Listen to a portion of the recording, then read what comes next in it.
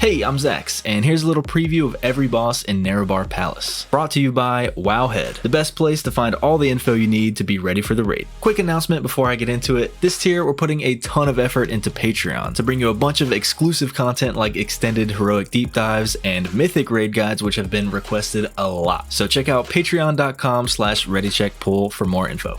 Alright, the first boss of the raid is Ulgrax, and he has two alternating phases. Phase 1 has these webs he puts on the ground everywhere. All they really do is root you if you touch them, not a huge deal, and you can clear out a bunch of them with these green circles that go on random players. The raid has to help soak this big swirly circle on a random player because it does split damage, but more importantly, more people soaking it slows down the big pull the boss does afterwards. And if you get pulled too close to him, you're dead. There's also a frontal on the tank, so they have to keep the boss faced away from the raid. Eventually, the boss runs out of energy and starts phase 2, where he disappears and you have to dodge him charging across the room a few times while killing a bunch of little ads that keep spawning. The ads drop food on the ground when they die, which you want everyone to pick up and feed to the boss once he comes back, to get his energy back to full and go back to phase 1, because he's immune and does more and more raid-wide damage the longer he's in phase 2. Then it's rinse and repeat, and that's pretty much it. On to the second boss, the Bloodbound Horror. There's a little bit of setup you have to do before this boss, because during the fight, he spawns ads in a different realm every once in a while that do real bad stuff if you don't go deal with them. And the only way to do that is with the frontal on the tank that sends anyone it hits to that other realm for a little bit. So you actually have to split your raid in half and have half of the raid get hit by the frontal every time it happens, alternating between each half on heroic. The people that get sent down go interrupt and kill the ads, and then automatically get sent back to the normal realm after a little bit. Other than that main mechanic,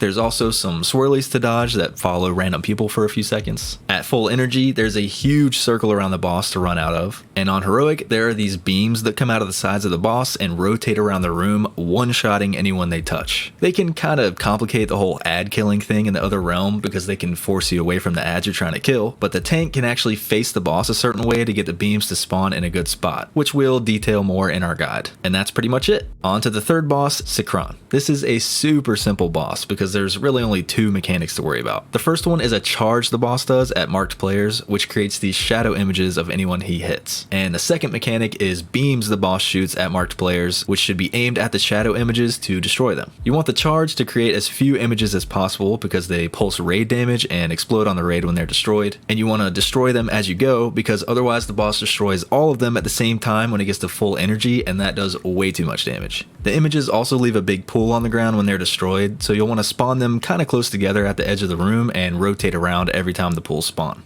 And that's pretty much it. On to the fourth boss, Rashanan. This boss starts at 60% health because of some RP in a dungeon, and it has a bunch of pretty simple mechanics, but they all tend to happen really quickly one after another. First off, there's these gray circles that get put on random players. They have to get away from the raid before they explode and drop webs on the ground, and then they have to move out of their web to remove the dot it puts on them. There's these green lines that get put on a couple players, which spawn waves that sweep across the platform. The lines on the players kind of show you which direction the wave is going to go, so they have to move out of the raid in the direction of their line to get the wave to not go through the raid.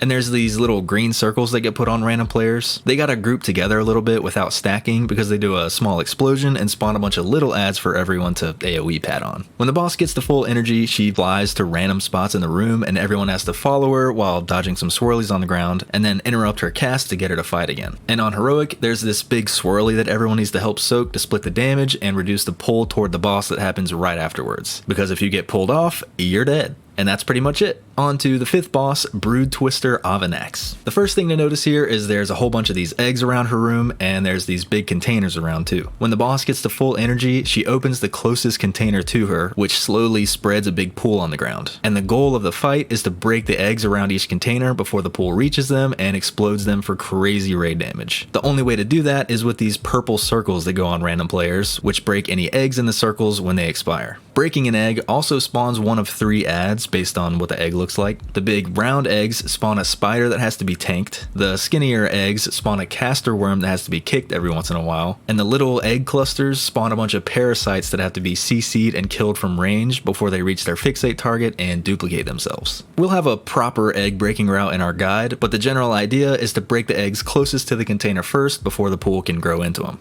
And finally, on heroic, some gray circles get put on random players who need to get dispelled once everyone else is out of their circle because it does a little explosion explosion around them. And that's pretty much it. On to the 6th boss, Nexus Princess Kaiveza. This boss has 2 alternating phases. Phase 1 is all about these portal things that spawn and try to suck everybody in at the same time, and you have to control where these spawn to have them suck in opposite directions and kind of cancel each other out, or else the suck will be too strong and you're dead. One portal always spawns on the boss, who you can move around, and the others spawn on these shadow images. The images spawn from these circles that go on random players, so you have them spread out around the outside of the room, and then you move the boss to a good spot on the opposite side of the room from those images, and you're good to go for the first set of portals. But then the images reposition by casting a charge through random players, so you need the marked players to spread out around the outside of the room, and then move the boss again to a good spot opposite of the images, and you're good to go for the last set of portals. As long as you can make all that happen, everything else in the phase is super simple. There's a dot on people that does a little 2-yard explosion at the end of it, which they should spread out for. And on Heroic, that explosion also sends out little projectiles for everyone to dodge. And actually something pretty unique, the boss tries to execute anyone that drops below 10% health, so healers will have to stay on their toes even more than usual. At full energy, the boss goes to the middle of the room and starts phase 2, where she just channels for a while and spawns lines on random players to dodge. And on Heroic, she also spawns big cones on the ground to dodge. And then it's back to phase 1, rinse and repeat. And that's pretty much it.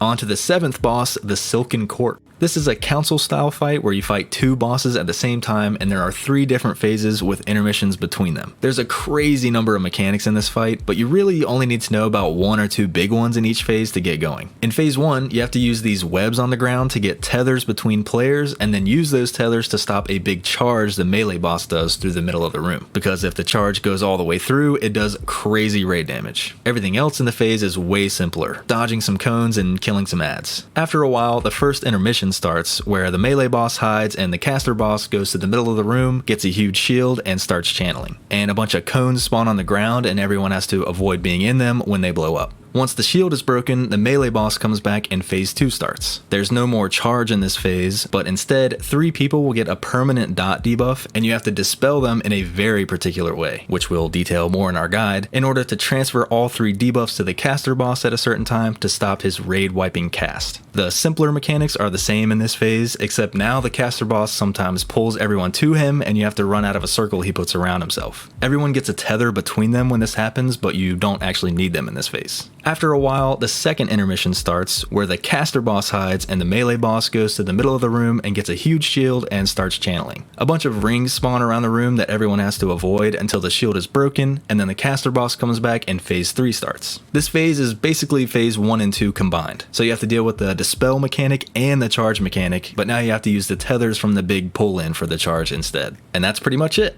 As for the last boss, Queen Ansurek, Blizzard didn't do any testing of her on beta, which means we can't really do a preview for her. However, we're making a super detailed prediction video for the fight based on the journal, like we do for the last boss of every tier, so keep an eye out for that. This video was brought to you by Wowhead and their raid overview page, which tells you everything you need to know about the raid. It has the full dungeon journal, all the loot from the bosses, links to all the upcoming boss guides, and much more. So check out the Wowhead link in the description. And thank you to our supporters on Patreon for making these videos possible. Don't forget, our Patreon will be loaded with exclusive content this tier, like mythic guides, extended heroic guides, early access videos, and more. So check out the Patreon link below. See you next time.